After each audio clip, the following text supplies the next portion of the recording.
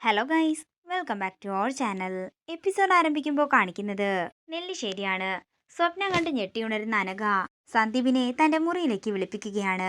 എനിക്കറിയാം താൻ എന്തിനാ വിളിച്ചതെന്ന്. അനഘ കാര്യങ്ങളെല്ലാം മനസ്സിൽ നിന്നും മാറ്റണം എന്ന് സന്ദീപ് പറയുമ്പോൾ എത്രയൊക്കെ മറക്കാൻ ശ്രമിച്ചിട്ടും ആ ഓർമ്മകൾ എന്നെ വേട്ടയാടിക്കൊണ്ടിരിക്കുകയാണെന്ന് അനഘ പറയുന്നു. ഇതൊക്കെ കേട്ടുകൊണ്ട് പുറത്തു നിൽക്കുകയാണ് ആതിര. ഒരാളെന്റെ ജീവിതത്തെ ഇത്രമേൽ മാറ്റിമറിക്കുമെന്ന് ഞാൻ കരുതിയത് പോലുമില്ല. എന്റെ മനസ്സിന്ന് ഒന്നും ഒരിക്കലും ആയില്ല സന്ദീപേ. മരണത്തോടെയല്ലാതെ എനിക്കൊന്നും മറക്കാനും സാധിക്കില്ല. എടോ, താൻ ഇങ്ങനെ ഓരോന്ന് പറയുകയും ആലോചിക്കുകയും ചെയ്യുമ്പോഴാ എനിക്ക് വിഷമം.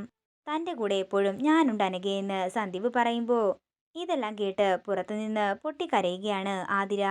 ഏത് സമയത്തും ഏത് സാഹചര്യത്തിലും ഒരു ഫോൺ കോൾ, അത് മതി തനിക്കെന്നെ എപ്പോൾ വേണമെങ്കിലും കാണുകയും ചെയ്യാം. ഇവിടെ ആർക്കെങ്കിലും സംശയം തോന്നി കാര്യം തിരക്കിയാൽ നമ്മൾ അവരോടൊക്കെ എന്ത് പറയും? ഇതെന്നും രഹസ്യമായി സൂക്ഷിക്കണമെന്ന് നമ്മൾ തീരുമാനിച്ച കാര്യമല്ലേ? ഇതൊക്കെ നമ്മുടെ മനസ്സിൽ മാത്രം മതി. ഒന്നാമതേ പുറത്തു പറയാൻ പറ്റിയ കാര്യമൊന്നുമല്ല ഇത്. അതുകൊണ്ട് എന്ന് പറഞ്ഞുകൊണ്ട് തിരിയുന്ന സന്ദീപ് കാണുന്നത് കരഞ്ഞുകൊണ്ട് നോക്കി നിൽക്കുന്ന ആതിരയെയാണ്. അങ്ങനെ ആതിര കരഞ്ഞുകൊണ്ട് അവിടെ നിന്ന് പോകുമ്പോൾ സന്ദീപും പിന്നാലെ തന്നെ പോകുന്നു. പിന്നീട് കാണിക്കുന്നത് മുറിയിലേക്ക് ചെല്ലുന്ന ആതിര സന്ദീപും അനഘയും പറഞ്ഞ കാര്യങ്ങളെല്ലാം ഓർത്ത് കരഞ്ഞുകൊണ്ടിരിക്കുന്നതാണ്. സന്ദീപ് തന്നെ അടിച്ചതും എല്ലാം കൂടി ഓർക്കുന്ന ആതിര അടുത്തിരിക്കുന്ന കത്തിയെടുത്ത് തന്റെ കയ്യിലെ ഞരമ്പ് മുറിക്കുകയാണ്. അതേസമയം മുറിയിലേക്ക് വരുന്ന സന്ദീപ് ആതിരയെ കണ്ട് ഞെട്ടലോടെ നിൽക്കുകയാണ്. ആതിരെ, നീ എന്തായി കാണിച്ചത്? ഏട്ടതി എന്നൊക്കെ സന്ദീപ് ഉറക്കെ വിളിക്കുന്നു. പെട്ടെന്ന് ആതിര ബോധം കെട്ട് ബെഡിലേക്ക് വീഴുകയാണ്. പെട്ടെന്ന് തന്നെ എല്ലാവരും കൂടി ആതിരയെ ഹോസ്പിറ്റലിലേക്ക് കൊണ്ടുപോകുന്നു. ആകെ തകർന്നു നിൽക്കുന്ന സന്ദീപിന്റെ അടുത്തേക്ക് ചെന്ന് അർച്ചന ചോദിക്കുകയാണ്, എന്താ സന്ദീപേ, എന്താ ഉണ്ടായത്? നിങ്ങൾ തമ്മിൽ വഴക്കോ എന്തെങ്കിലും? എന്താ പ്രശ്നമെന്ന് അർച്ചന ചോദിക്കുമ്പോൾ സന്ദീപ് പറയുകയാണ്, അതേട്ടത്തി, ആതിരയ്ക്ക് എന്നെയും അനഘയും സംശയമാണ്. എത്ര പറഞ്ഞിട്ടും അവൾക്കൊന്നും മനസ്സിലാകുന്നില്ല. ഞങ്ങളെ രണ്ടിനെയും ഒരുമിച്ച് കണ്ടപ്പോഴാ അവള് ഈ കടുംകൈ ചെയ്തത്. ഏട്ടത്തിക്കറിയാലോ സത്യം എന്താണെന്ന് എന്ന് പറഞ്ഞുകൊണ്ട് സന്ദീപ് കരയുമ്പോ നീ ഇതെന്താ എന്നോട് നേരത്തെ പറയാതിരുന്നതെന്ന് അർച്ചന ചോദിക്കുന്നു. പിന്നീട് കാണിക്കുന്നത് ഐസിയുവിന്റെ ഉള്ളിലെ ആതിരയാണ്. ആതിരയ്ക്ക് ഇതുവരെ ബോധം വന്നിട്ടുണ്ടായിരുന്നില്ല. അതേസമയം അവന്തികയും നന്ദനും കൂടി അങ്ങോട്ടേക്ക് വരുന്നു. സന്ദീപും അർച്ചനയും എന്തേയെന്ന് നന്ദൻ ചോദിക്കുമ്പോൾ ആതിരയ്ക്ക് ബ്ലഡിന് വേണ്ടി പോയിരിക്കുകയാണെന്ന് സ്നേഹ പറയുന്നു.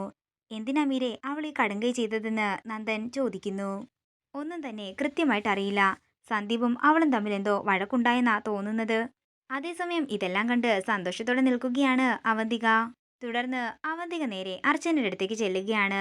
അർച്ചനെ, ഡോക്ടർ എന്തു പറഞ്ഞു? ഒന്നും പറഞ്ഞില്ലെന്ന് അർച്ചന പറയുമ്പോ അപ്പോ ആഘോഷനൊന്നും ആയില്ലേ? അങ്ങനെയൊന്നും ഡോക്ടർ പറഞ്ഞില്ലേ എന്ന് അവന്തിക അർച്ചനയോട് ചോദിക്കുന്നു. ഇത് കേട്ട് ദേഷ്യത്തോടെ അർച്ചന അവന്തികയെ നോക്കുകയാണ്. ഞാൻ നിന്നോട് ആദ്യമേ പറഞ്ഞതില്ലേ ആതിര പ്രസവിക്കാനൊന്നും പോകുന്നില്ലെന്ന്.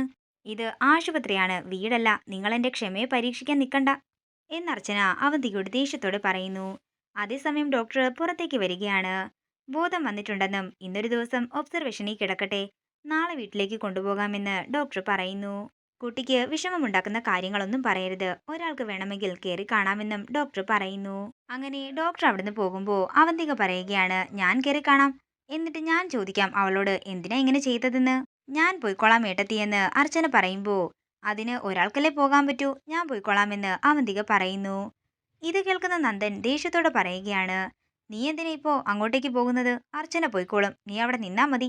അല്ല, സ്നേഹ എവിടെ പോയെന്ന് അവന്തിക ചോദിക്കുമ്പോ സ്നേഹ ധനുഷിന്റെ ഒപ്പം വീട്ടിലേക്ക് പോയെന്ന് നന്ദൻ പറയുന്നു. ഇത് കേൾക്കുന്ന അവന്തിക ഞെട്ടലോടെ നിൽക്കുകയാണ്. പിന്നീട് കാണിക്കുന്നത് നെല്ലിശ്ശേരിയാണ്. ഒരുമിച്ചിരുന്ന് സിനിമ കാണുന്ന സ്നേഹയും ധനുഷിനെയുമാണ് കാണിക്കുന്നത്. ആർക്കെങ്കിലും നമ്മളെ സംശയം തോന്നുമോ എന്ന് സ്നേഹ ചോദിക്കുമ്പോ ഇല്ലെന്നും അങ്ങനെയല്ലേ നമ്മൾ അവിടുന്ന് മുങ്ങിയതെന്നും ധനുഷ് പറയുന്നു. അതേസമയം അവന്തിക നെല്ലിശ്ശേരിയിലേക്ക് വരികയാണ്. അവന്തിക ആദ്യം തന്നെ ധനുഷിനെ തിരക്കി ഔട്ട് ഹൗസിലേക്കാണ് പോകുന്നത്. എന്നാൽ ധനുഷ് അവിടെ ഉണ്ടായിരുന്നില്ല. അതേസമയം ധനുഷിനോടുള്ള പിണക്കം മാറ്റുകയായിരുന്നു സ്നേഹ. അങ്ങനെ ധനുഷ് സ്നേഹയെ ചേർത്ത് പിടിക്കുമ്പോൾ അങ്ങോട്ടേക്ക് അവന്തിക വരുന്നു. അവന്തികയെ കണ്ട് ഞെട്ടലോടെ നിൽക്കുകയാണ് രണ്ടുപേരും. പെട്ടെന്ന് തന്നെ സ്നേഹ അകന്ന് നിൽക്കുകയാണ്. ഇതോടുകൂടി ഇന്നത്തെ എപ്പിസോഡ് ഇവിടെ തീരുകയാണ്. വീഡിയോ ഇഷ്ടമായെങ്കിൽ മറക്കാതെ ലൈക്ക് ചെയ്യുക, ഷെയർ ചെയ്യുക, കമന്റ് ചെയ്യുക. കൂടുതൽ സീരിയൽ അപ്ഡേറ്റ്സിനായി മറക്കാതെ സബ്സ്ക്രൈബ് ചെയ്യുക.